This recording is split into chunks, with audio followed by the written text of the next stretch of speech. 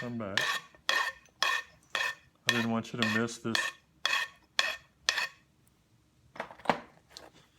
Okay, put that down. I'm gonna bevel these edges again, get rid of the deltas.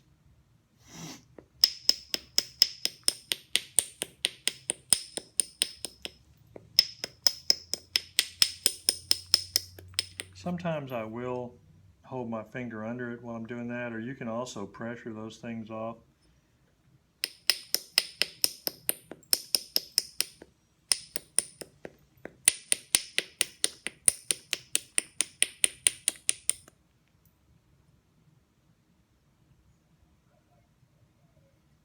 I don't even know what I'm doing. I mean, what am I making? If I'm making something, well, it's still fairly thick. I still got a Scotty or something in there. I still got that crack there too. I wonder how that deep that stupid thing goes.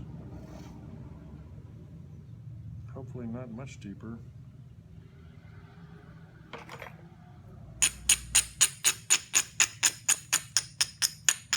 Saw somebody posted online recently that they always had problems getting their point square with their base and everything, getting their base right. My thing on that is, hey, if you're trying to do a base on your point that is the kind you don't do all the time, and you're not too great at, you're not real comfortable about bringing it in and getting that stem or getting those notches or whatever, just go ahead and do it before you finish the point, finish the tip. After that,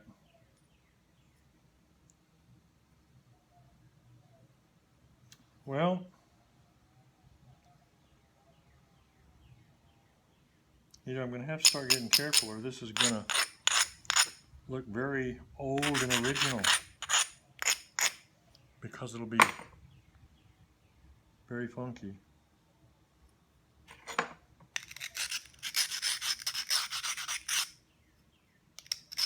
It'll look like the old boy's first effort.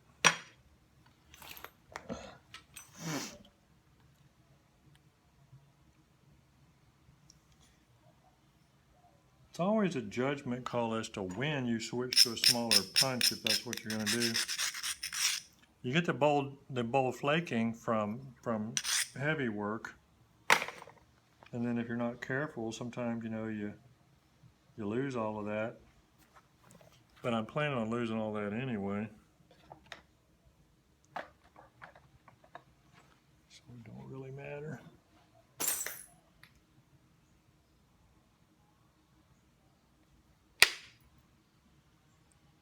Broke it because of a burr. I mean, I broke the edge. I'm still hitting that relatively hard, but the contact point is more controlled.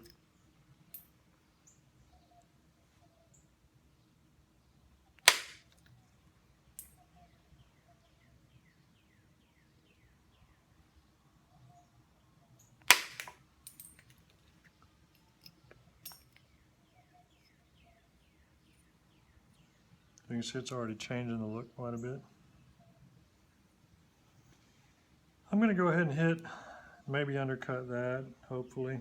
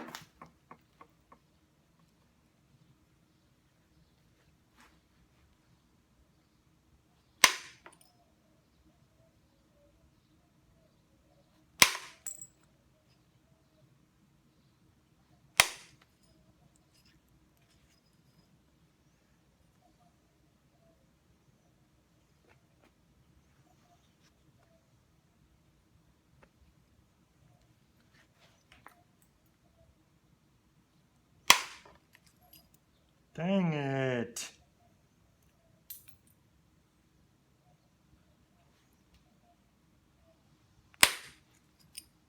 I tried to go too deep and take too thick a flake on that, and it went in there and kicked out.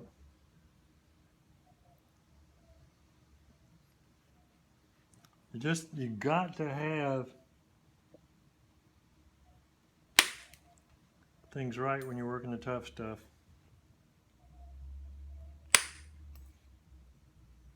Probably the edge failed a tiny bit.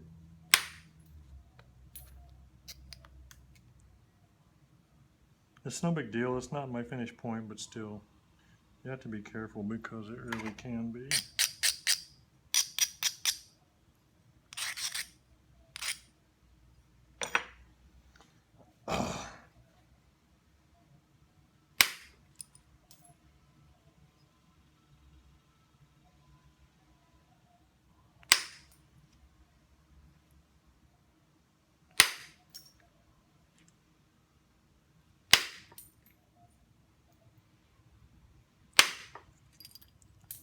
See, I wanted to hit that one hard because I had a thick spot there, and I hit that one all the way over there.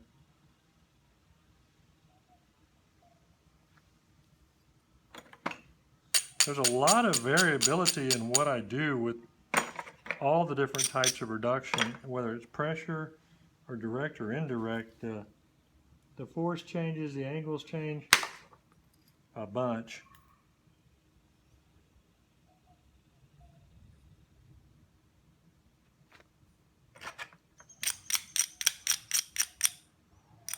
And the one thing that, is just hard to show or illustrate is the analysis. I mean, I try and talk about it, but there's like 1,000 little factors and a lot of stuff where you... That's why I say the only way to really learn it is just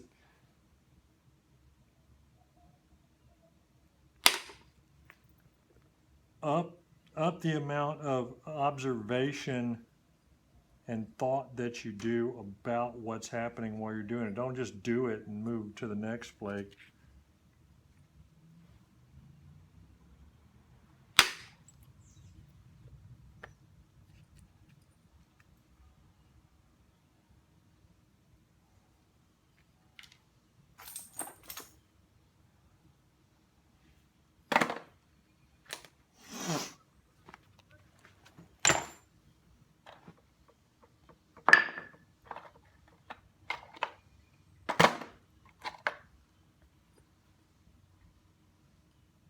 Okay, there's that side with that small punch work.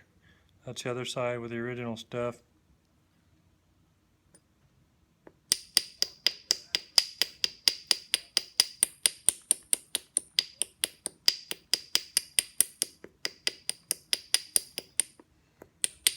If I had to say one of my biggest failings is that I don't organize well enough throughout my process as far as the final point. I stay with a generic oval preform shape too long. Generally do the bases too late. Becomes somewhat of a management by crisis when you do things like that. Some people very early on start working towards their finished product and just sort of shaping everything. And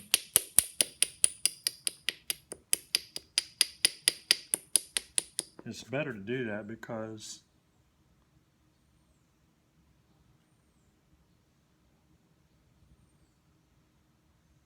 like for instance, if you're going to make a narrow needly point and you're taking shots from way out here on a preform, why are you doing that?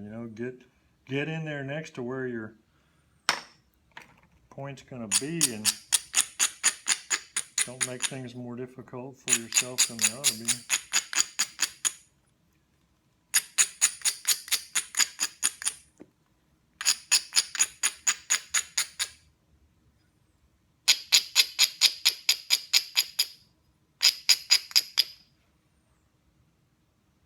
One of the hardest things is just to remind yourself, keep visualizing that point in there and don't mess it up because it's in there.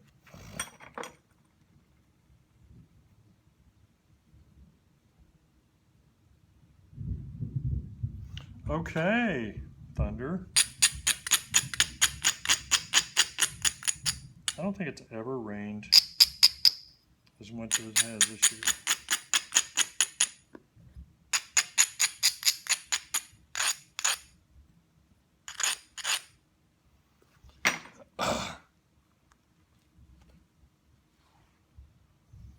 I have not gotten to do some of the stuff I like doing in a long time.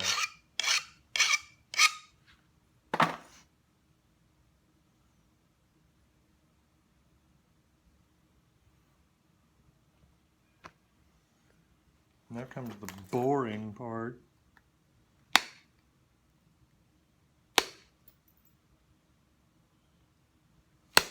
Being very selective here. Not trying to do too much because I've already decided this is not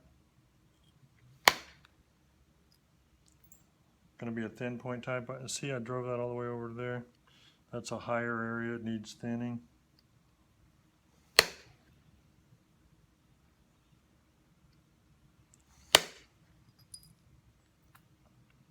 Big old flake to get into that hinged out area and try and smooth to it.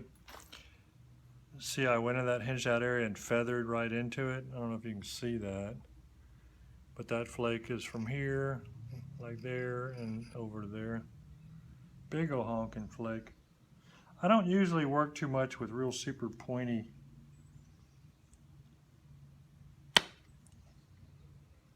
pressure.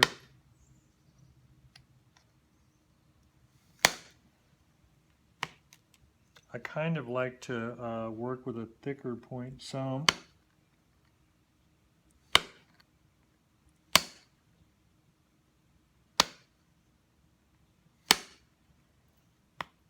It helps me get more force into the flakes and get bigger flakes because they initiate later because of the larger surface area of the tip.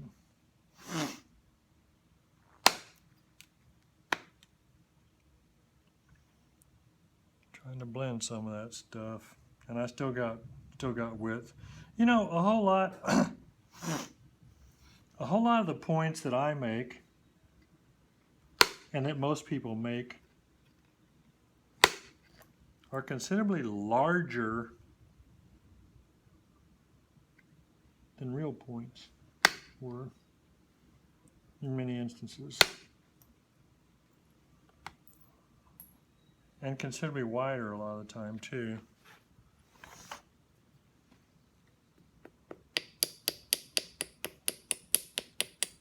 What I'm trying to do is regularize all this.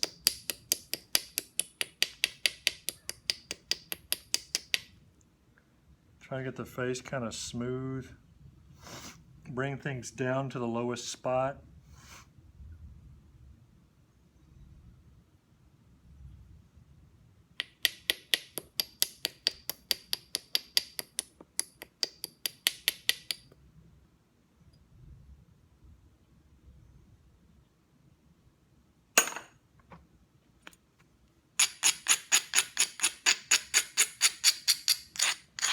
One of the reasons I don't film a lot in the summer is because I prefer very much to work with a fan on behind me for the cooling factor, which is desperately needed. And the fan, you know, of course, makes noise, and so can't really film with it on.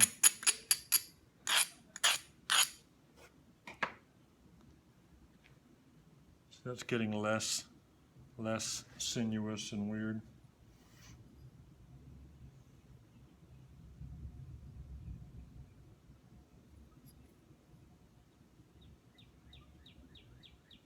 Now this is also a time when I can use leather and really make some stuff wrap, but I still haven't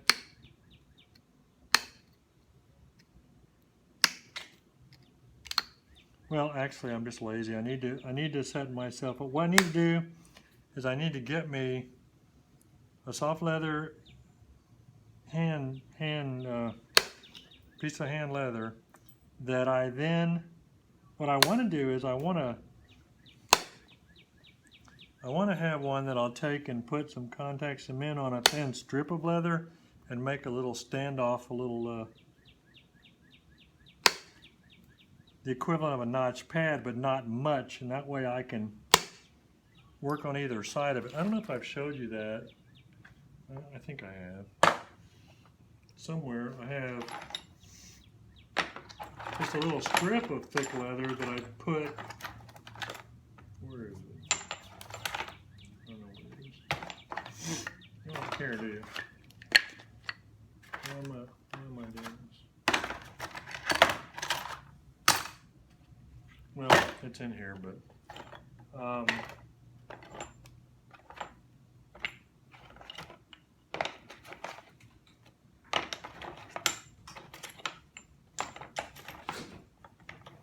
I was using a little spacer rock.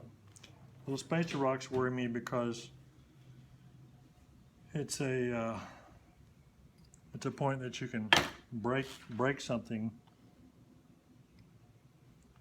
and it also can be slippery.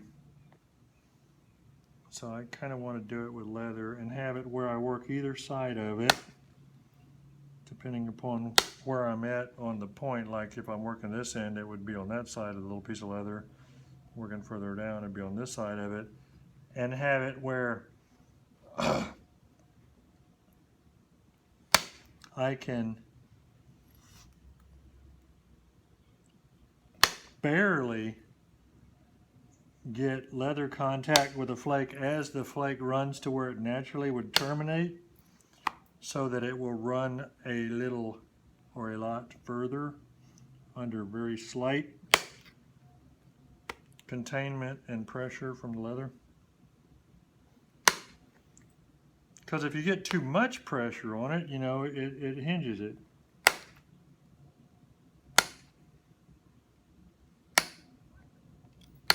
And even if it's just a little fingernail hinge, if it didn't go as far as you wanted, you know, then you're not achieving the thinning you want.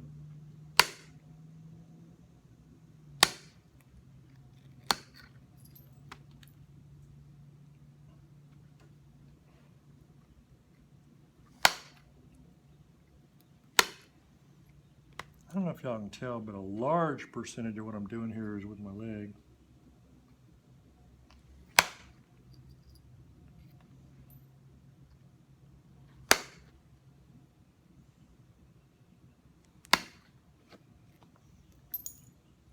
There's no way in heck I could get the force I need with just my arms.